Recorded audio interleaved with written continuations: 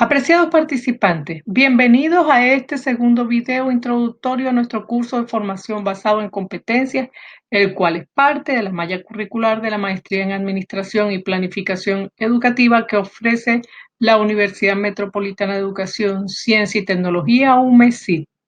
Mi nombre es Elizabeth Román y soy la responsable de acompañarles en todo este proceso que comenzó precisamente el 13 de julio y que debe abarcar hasta el 9 de agosto, con por supuesto algunos días adicionales, solo días, para su culminación.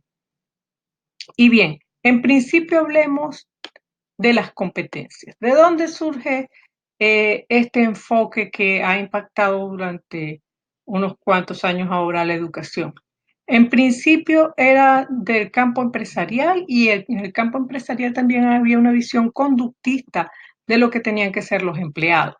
En este sentido, se consideraban las competencias como comportamientos clave para la competitividad en el sentido de competir y ganar clientes y fidelidad a través de personas que fuesen sumamente capaces.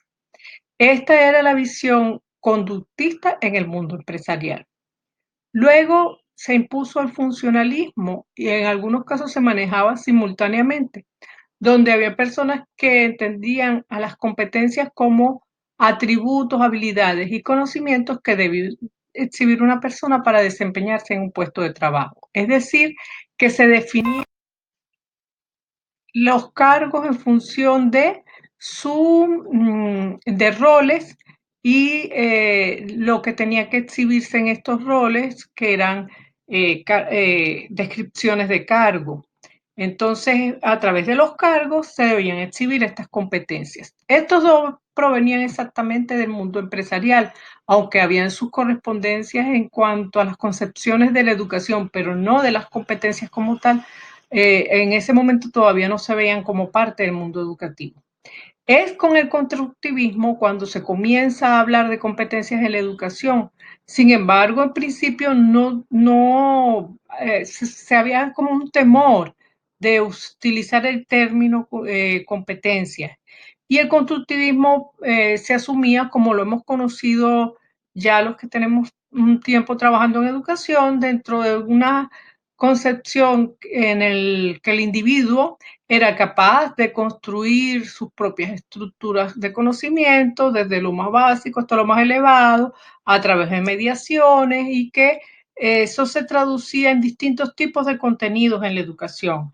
Hablamos de los contenidos declarativos, es decir, de lo que son conceptos y hechos y conceptos específicamente se llamaban contenidos declarativos.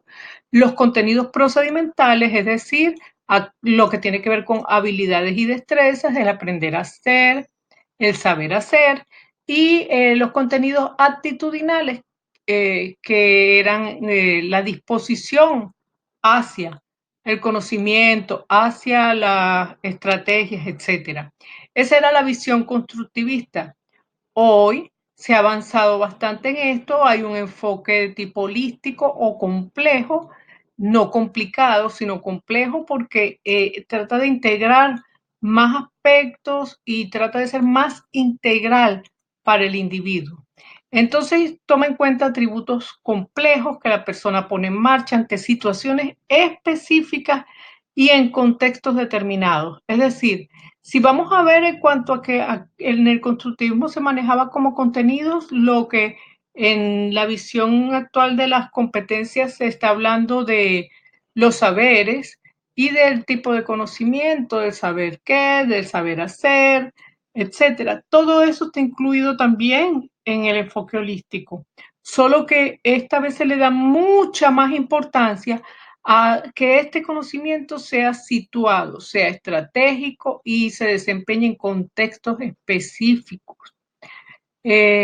Esta evolución del concepto de competencias está basada en lo que plantea Tobón 2014, pero también otras personas, investigadores como María Villasmil, Margarita Vadillo desde el 2009, venían hablando de toda esta evolución de la parte de competencia. Y bien, tenemos un modelo aquí que les presento un poquito complejo como las competencias. Sí se los voy a desgranar poco a poco para que se les haga un poco más sencillo de comprender. Nosotros, cuando estamos ante un curso, tenemos que elaborar lo que sería un proyecto formativo. Esto lo vemos acá, situado precisamente en este óvalo que en el centro está escrito en verde, proyecto formativo. Pero este proyecto formativo no nace de la nada, sino que como estábamos hablando de la concepción actual, nos ubicamos en que tenemos que responder a que estamos en una sociedad del conocimiento que nos requiere una visión global de los asuntos, pero también con un sentido local. Y dentro de todo esto es que nosotros vamos a ver cómo emergen problemas del contexto sociohistórico y esos problemas se asumen en la institución educativa como un proyecto formativo. Si nosotros pudiéramos tener esto como hipervinculado y le diéramos un clic a eso que dice proyecto formativo, se nos presentaría todo este óvalo como lo que él contiene.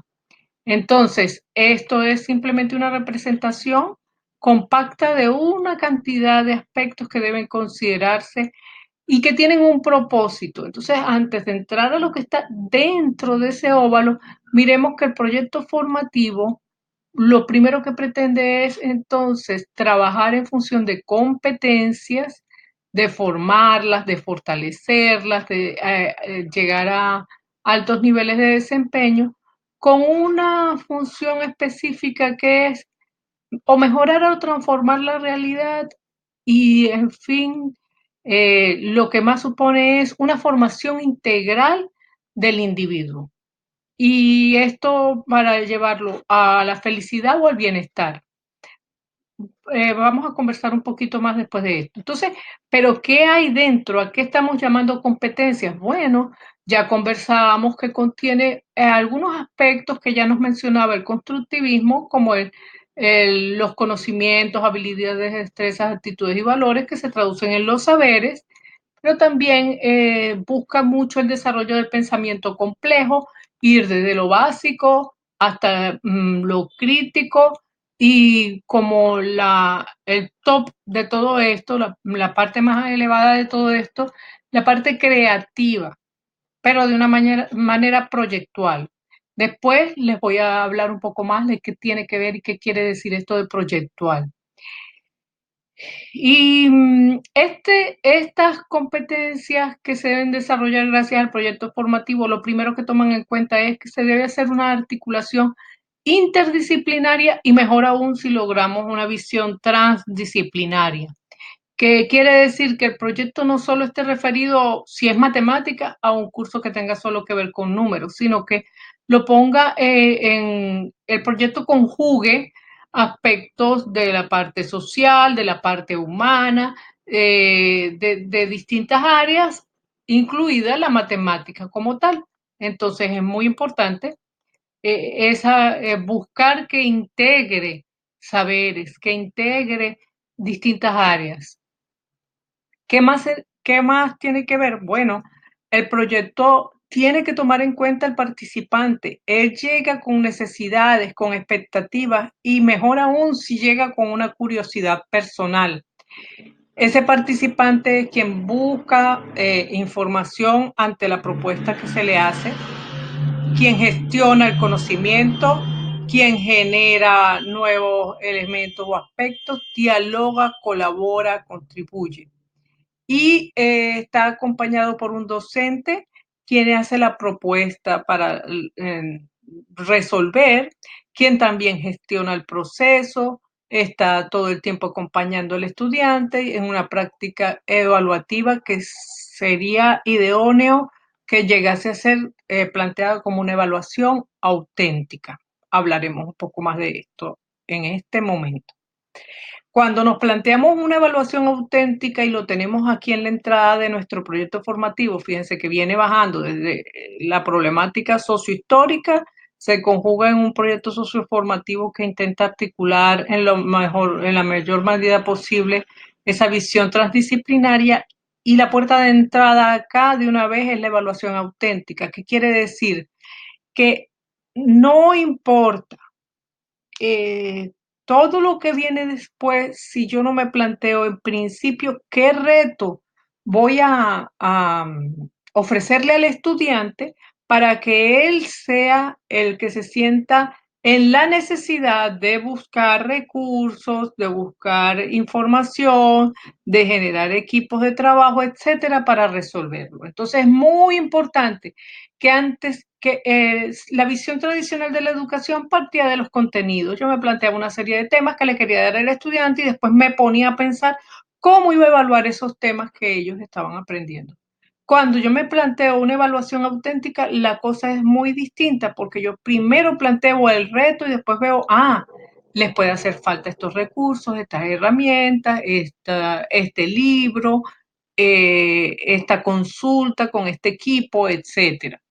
Entonces, la evaluación auténtica implica que nos vamos a plantear primero el reto y después las múltiples formas que debería tener de solucionarlo, porque eso es otra cosa importante. En la educación más tradicional, el reto solo tiene una forma de resolverse y es la que el docente sabe. Pero un verdadero reto, un reto en la evaluación auténtica, es un reto que tiene múltiples maneras de resolverse y que cada uno va a buscar la forma de resolverlo y que le satisfaga a él para sus necesidades también y sus inquietudes. Em, un ejemplo, yo les puedo pedir a ustedes un video sobre las competencias asociadas a su puesto de trabajo, a su lugar de trabajo y lo que realizan con sus docentes, si ustedes son gerentes educativos, o asociado con sus estudiantes, si ustedes son maestros, por ejemplo, o asociados con su comunidad, si están desempeñando un papel importante en la comunidad. Entonces, cada quien decide cómo lo va a hacer y por lo tanto sus estrategias van a ser diferentes si se está refiriendo a un gestor, se está refiriendo a un docente o se está refiriendo a un docente con estudiantes o un gestor o un docente trabajando con la comunidad. Las soluciones van a ser distintas. Y entonces ese video podría plantearnos cosas bien interesantes desde todas esas perspectivas y todas estarían cumpliendo con el logro del aprendizaje que se les está solicitando. Así, la otra cosa interesante que vemos es que todo esto requiere del manejo efectivo del proceso de comunicación. Después profundizamos un poquito más en eso, pero la comunicación, cuando ustedes revisan sobre las competencias, es un aspecto clave. En todo, según todos los autores, la comunicación es como que el detonante de todo, el que gatilla todo lo que se va a realizar allí. Entonces es muy importante tener un buen manejo del proceso de comunicación y de todas las herramientas que hagan falta. Y todo esto lo hacemos y nos damos cuenta que a lo mejor el estudiante se propuso resolver el proyecto de una manera y no obtuvo lo que esperaba, obtuvo otra cosa. Entonces se pudiera considerar que son fallos. Pero la perspectiva de las competencias nos dice que en realidad tú nunca estás fracasando, aun cuando falles, porque ese fallo te permite aprender. Y ya cuando tú vayas otra vez a esa comunidad o acercarte a esos docentes, etcétera, ya tú no eres el mismo que llegó antes de haberte planteado ese proyecto. Así que los fallos se ven como una oportunidad de aprender. Y mejor aún si lo que se encuentran son aciertos. ¿Por qué? Porque hay una satisfacción por los logros alcanzados. Pero todo esto se va a traducir en qué? En que habrá un desempeño y o productos que permiten hacer evidencia del nivel de competencias que se ha alcanzado. Y por cierto que cuando hablamos de competencias, siempre tenemos que tener presente que la competencia pretende una idoneidad, es decir, que cada vez buscamos hacerlo mejor. Así que de todas estas competencias, el saber hacer, que tiene que ver con habilidades, o todas estas dimensiones de las competencias, la del saber hacer, la de las habilidades y destrezas, es sumamente importante porque ella misma implica de alguna forma que hay conocimiento. o por lo menos se puede hacer conocimiento de manera inductiva. Si lo sé hacer, podré probablemente describirlo, definirlo y hablar sobre los aspectos que lo conforman. La otra cosa es que las competencias reclaman siempre pertinencia.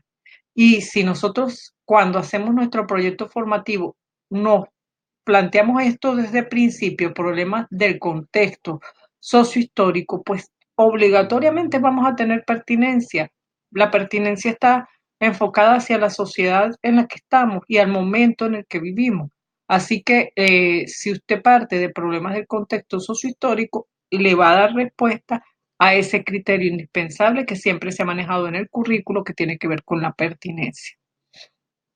Ajá.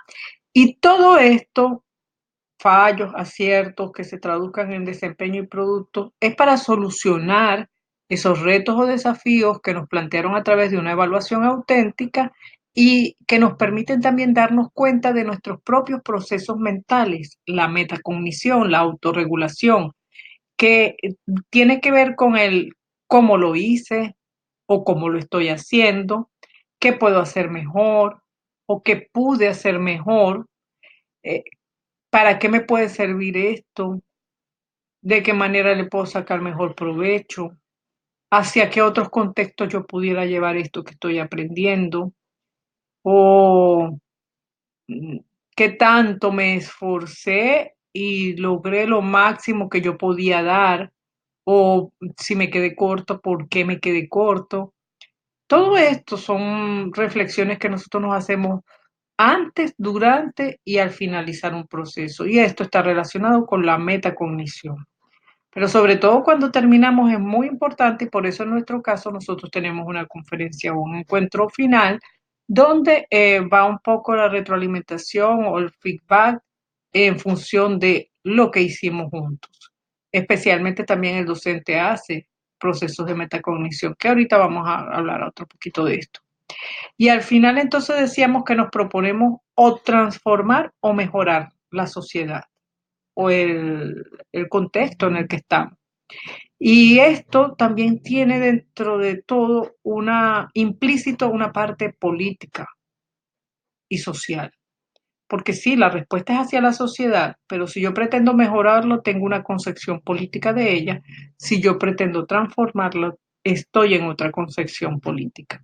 Entonces, bueno, esto ya no es materia en este momento, pero sí quiero que lo tomen en cuenta. Cada vez que usted se está proponiendo mejorar algo, hay una manera política de hacerlo, o transformarlo algo ya significa como borrón y cuenta nueva y es otra perspectiva política de hacer. Igual los resultados, todo esto que busca que el ser humano tenga una formación integral que se puede traducir en bienestar, está asociado al concepto de mejoramiento, o puede estar enfocado a la felicidad y también está asociado con esa perspectiva política que busca la transformación social. Cada uno ve cómo se siente identificado con esto. Y además de esto, ¿qué cosas pasa con las competencias? Que mi proyecto formativo es uno y específico, pero mi proyecto formativo siempre debe incluir o tomar en cuenta o permitir, gracias a esta forma de hacer la evaluación auténtica, el desarrollo de competencias transversales, de competencias blandas que están sumamente relacionadas con un tema nuestro que es la empleabilidad. Porque muchas veces la falla en la parte del empleo que se está encontrando en las empresas no es que la persona no conozca que esas serían las habilidades duras, que no conozca su área de desempeño profesional, si es ingeniero, si es abogado, si es arquitecto, si es médico, etcétera. Puede conocer muy bien su área y saber hacer. Sin embargo, si esta persona no desarrolla la buena comunicación, no desarrolla esto que está aquí que dice la gestión de las emociones, no va a saber, a pesar de que tenga unas actitudes y unos valores muy altos, sobre todo unos valores y una ética en su trabajo muy buenos, le va a costar, y eso es el saber convivir, le va a costar compartir con otros. Entonces, la gestión de las emociones es una competencia transversal que debe estar presente en todos los proyectos. Las otras competencias transversales nos las plantea también Sergio Tobón. Una es el aprendizaje colaborativo. En todo tenemos que estar aprendiendo hoy día este aprendizaje colaborativo.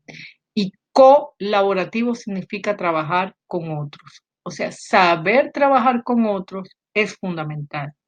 Otra cosa es que todo lo que estamos haciendo normalmente se apoya también en recursos que provienen de la web. Pues si yo estoy ante Internet, yo necesito saber gestionar el conocimiento, porque la gestión del conocimiento implica que yo sé distinguir la paja del trigo o el trigo de la paja. Y no voy a buscar información para, por ejemplo, una investigación o mis trabajos de maestría en lugares de dudosa reputación o de conocimiento que no tenga validez, porque cada rato vemos, por ejemplo, posts en internet, y esto es para poner un ejemplo bien trivial, en el Facebook o nos los comparten con el WhatsApp, de que ahora la ciencia ha descubierto que el cáncer se cura con bicarbonato, que nunca tendrás cáncer si tomas un limón todas las mañanas, que nunca tendrás cáncer si tomas jugo de zanahoria, no sé qué cuánto, un litro, no sé cuánto al día, porque todas tus células se van a regenerar. Y según esto, todo está demostrado por la ciencia. Pero nosotros vamos y buscamos en sitios acreditados desde el punto de vista científico y nada que ver. O sea, no es verdad que la ciencia ha demostrado. Podría ser sabiduría popular, tal vez, y esa sabiduría popular muchas veces ha demostrado que tiene tanto valor como la sabiduría que proviene de la ciencia. En algunos casos es así, pero la mayoría de las veces la ciencia ha tumbado muchos mitos de la cultura popular, de esta sabiduría popular con respecto a cosas de la salud, por ejemplo. Entonces, gestionar el conocimiento es una competencia fundamental cada vez que estamos ante un escenario que usa recursos de Internet. La comunicación bilingüe también es algo de lo que le da importancia a Sergio Tobón. Eh, yo diría que hoy día eso todavía es importante, y claro que si yo domino otro idioma me da incluso otras herramientas de pensamiento, otras estrategias, incluso el manejo de los sinónimos de mi propio lengua español se enriquece cuando yo estoy manejando otro idioma, aunque algunas veces pareciera que se entorpece. Pero esta competencia poco a poco no sé si va a tener más o menos importancia, ya que hay dispositivos que están haciendo unas traducciones bastante buenas. Sin embargo, siempre se requiere de criterio para depurarla dentro de determinados contextos. Además, hay dispositivos móviles donde una persona puede hablar con otra sin necesidad de que manejen la misma lengua. Entonces el idioma, yo manejo el español y puedo hablar con alguien que esté hablando turco, árabe, y nos podamos entender porque el aparato le traduce a la persona lo que yo estoy diciendo en su idioma, y esta persona lo que me contesta me lo traduce en mi idioma. Entonces, esta comunicación bilingüe, en la medida que las tecnologías se van desarrollando cada vez más, pues bueno, puede que no sea tan relevante en muy poco tiempo, pero siempre va a ser mejor hablar cara a cara que esperar la traducción de un dispositivo. Otra competencia importante es el proyecto ético de vida. Es decir, yo estudiante, yo profesor, antes que en un proyecto formativo, yo de todas maneras tengo mi propia visión, mi propia misión, mis propios valores y además mis propios objetivos en la vida. Y el proyecto formativo debería es insertarse allí para ayudarme a lograrlo, y no a la inversa, que mi proyecto de vida quede supeditado a un proyecto formativo y que me lleven por la corriente. No, yo me apropio, sobre todo cuando estamos hablando, en el caso nuestro, de educación superior, y sobre todo también cuando estamos hablando de gestores del sistema educativo. La otra competencia importante es propiciar el desarrollo sustentable. Hoy día no podemos darnos el lujo de estar pensando que se puede jugar llamadas con la parte ecológica. Nosotros tenemos que cuidar el ambiente, tenemos que todo el tiempo tener este factor en cuenta y también favorecer lo que tiene que ver con la producción local. Porque Si bien estamos en la globalización, que se caracteriza por la economía de mercado, la economía global, mercados internacionales, no debemos olvidarnos del valor que tiene el sentido local. Y cuando hablábamos de globalización, al principio hubo mucha énfasis también en lo que sería la parte local.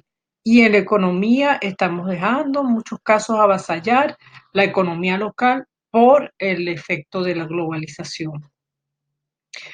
Otro aspecto muy importante, y con este quiero cerrar esta parte de la presentación, es la competencia del emprendimiento. ¿Por qué la quiero destacar más aún en este momento? Porque nuestro curso nos plantea, por un lado, esta parte que es la relación entre las competencias y la empleabilidad. Ahora bien, la universidad en muchos casos está generando, son desempleados. Entonces podrían ser muy competentes, pero no necesariamente estar empleados. Y esto significa también que es que están débiles en estas competencias blandas, en estas competencias transversales de las que hemos estado hablando. Entonces, por eso es también importante que usted, si siempre decidió que aunque le dicen esa carrera está saturada, ya no tiene mucho mercado, etcétera, usted entonces también sea capaz de ir un poco más allá y mirar, que sea capaz de emprender, que sea capaz de ser una solución para usted mismo y ser capaz de crear su propio espacio de trabajo.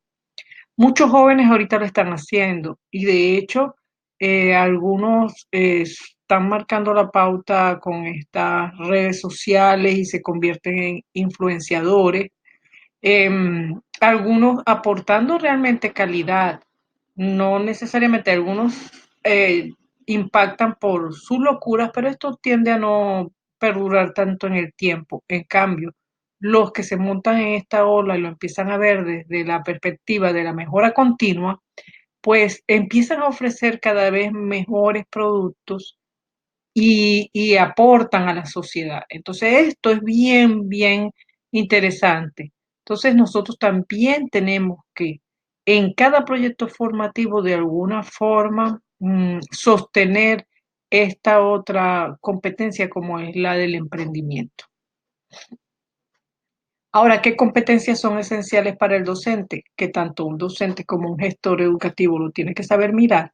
Bueno, el docente también tiene que saber hacer trabajo colaborativo, tiene que tener su propio proyecto ético de vida, tiene que manejar la mediación. Ojo, en la docencia hoy día hablamos mucho es de el acompañamiento, sobre todo cuando estamos hablando de personas adultas, pero aquí también la mediación tiene que ver con eso de em, ser un mecanismo para resolver conflictos, ser un mecanismo para mejorar la comunicación, ser un mecanismo para nuevas propuestas, y el mediador es eso. Entonces veamos más las competencias del docente hoy día, esto de la mediación, no como el mediador del aprendizaje, como aquel que se ponía como una alcabala entre lo que el estudiante, lo que la universidad o el plan de estudio nos proveía como temas y lo que el estudiante iba a aprender. Entonces nosotros estábamos ahí como una tanquilla en el medio. No, hoy no se interpreta eso de esta manera, pero sí mediación en cuanto a la parte de la posibilidad de manejar y resolver conflictos. La evaluación, una competencia esencialísima, y ya vieron por qué, porque lo primero que yo tengo que pensar cuando tengo un tema es, ajá, si este es el objetivo que se debe lograr, estas son las competencias que están definidas aquí, voy a pensar qué evaluación me permite lograr esto. Y después empiezo a buscar las referencias bibliográficas que le puedan servir al grupo. Y el docente también se hace preguntas metacognitivas, es decir, antes, durante y después del proceso, ¿qué hice? ¿Qué voy a hacer? ¿Cómo lo voy a hacer? ¿Qué hice o qué estoy haciendo? ¿Y cómo lo hice? ¿Y qué podría mejorar? Las estrategias para desarrollar las competencias de los docentes que todos debemos tener en cuenta, bueno, hay en la literatura unas cuantas. Una es, primero, tener una práctica consistente de autoevaluación, determinar cuáles son mis logros, cuáles son las posibilidades de mejora en mis propios desempeños. Hacer por lo menos un proyecto semestral pedagógico, productivo y sustentable. Y todavía mejor si lo asociamos con un proyecto de investigación, porque la investigación nos va a permitir mirar nuestra docencia de una manera totalmente diferente y enriquecedora. Implementar por lo menos una experiencia de evaluación por competencias, es decir, de evaluación formativa, de evaluación auténtica y utilizar los instrumentos adecuados para ello. Debería ser siempre así.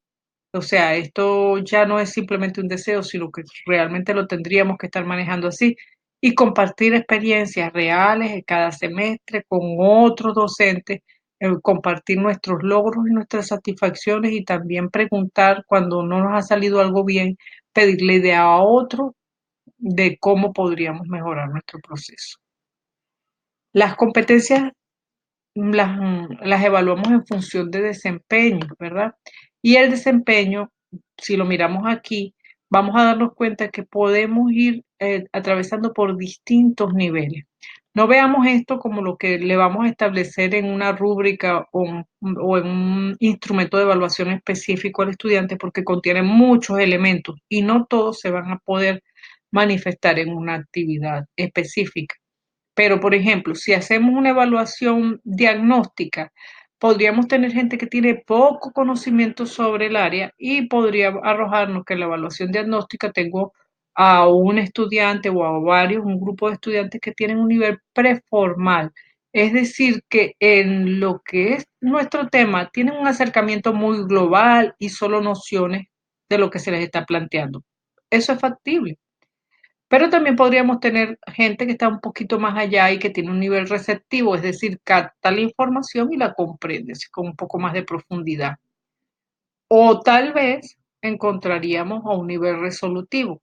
Los dos primeros niveles son más propios de la evaluación diagnóstica. De aquí en adelante ya es mucho más probable que lo encontremos ya en nuestros cursos, ya en la medida que vamos avanzando y finalizando. Entonces podríamos encontrar un nivel resolutivo que es bueno, que logra resolver problemas sencillos en un contexto pertinente, ya ahí está con una visión de competencia, pero mejor todavía si logra el nivel autónomo, que es el desarrollo de un criterio propio, con iniciativa, que amplía sus propias búsquedas de información, plantea de repente problemas con algunos aspectos de mayor complejidad a lo que se les está estableciendo. Este es un buen nivel que generalmente logramos cuando se culmina un curso y es bastante deseable. Pero sobre este hay un nivel estratégico, ya cuando, por ejemplo, me encuentro con un estudiante que ya él incluso es miembro de una comisión de currículo, pues lo mínimo que va a hacerme es un nivel estratégico cuando estamos hablando de un curso como este de formación basado en competencias. Es decir, que es capaz de plantear problemas y resolverlo por estrategias alternativas a las que yo les pueda estar sugiriendo o solicitando y tiene su manera creativa de resolverlo porque tiene cómo transformar el conocimiento en función de lo que ya conoce, de lo que ya sabe, de lo que ya hace, de lo que está aprendido, o sea, ya es parte de él y lo hace con compromiso. Pero por sobre esto podríamos encontrar el nivel más elevado de competencia que es el proyectual. Yo antes les dije que les iba a explicar un poquito más en qué consistía esto. Lo voy a explicar con un ejemplo. Lo proyectual cuando usted va a un arquitecto y le pide que le haga los planos de una escuela, un arquitecto podría hacerle un proyecto y hacerlo desde la visión proyectiva. Es decir, te va a pedir ciertos datos, si es una escuela donde va a haber una construcción, necesito que sea una construcción ligera, es para tantos estudiantes, se va a trabajar con preescolar, primaria, por ejemplo. Entonces, te va a presentar un proyecto estándar de lo que sería una escuela propiamente para con esas características. Pero un arquitecto que tenga una visión proyectual le va a preguntar a usted, ajá, esta escuela, por ejemplo, es un gran preescolar, lo que usted quiere hacer. Entonces te puede preguntar, ¿y sobre qué enfoque educativo va a estar trabajando? Ah, usted le dice, ok, yo voy a estudiar, la escuela se va a basar en la metodología de Montessori. Ah, entonces el arquitecto investiga sobre la propuesta de Montessori y dice, bueno, una escuela construida para desarrollar la perspectiva de Montessori requiere de espacios de esta manera, requiere que el mobiliario sea de estas alturas, requiere que haya ambientes de esta y esta otra forma. Entonces, el diseño va a ser totalmente distinto si se tiene una visión proyectiva de una visión proyectual. Entonces, lo traducimos aquí en que el máximo nivel de competencia, de desempeño en competencia, es proyectual porque podemos ser innovadores en el contexto. Integramos además distintas áreas. Por ejemplo, el arquitecto también se metió en la parte educativa y hasta psicológica para poder resolver el proyecto. Y tuvo un alto nivel de compromiso. Esto normalmente no lo alcanzamos en las asignaturas. Esto se ve más con nuestros trabajos de grado. Entonces, ya cuando usted llega a un trabajo de grado, siempre se les pide, ajá, en la parte del contexto, dónde se va a realizar, cuándo se va a realizar, quiénes están participando, porque eso hace una diferencia muy grande. Entonces, esto es lo que tendría que ver con niveles de desempeño en las competencias, mirándolo desde una perspectiva muy amplia, no de un instrumento específico para el salón de clase, porque los instrumentos nos van a medir generalmente dentro de estos niveles. El preformal, receptivo, resolutivo y autónomo sobre todo. Bueno, esta era la charla introductoria. Espero que les haya presentado una perspectiva amplia de lo que es el contenido de nuestro curso. Estoy muy presta a apoyarlo y espero sus comentarios en el foro donde donde disponen de estos videos. Muchísimas gracias por su atención.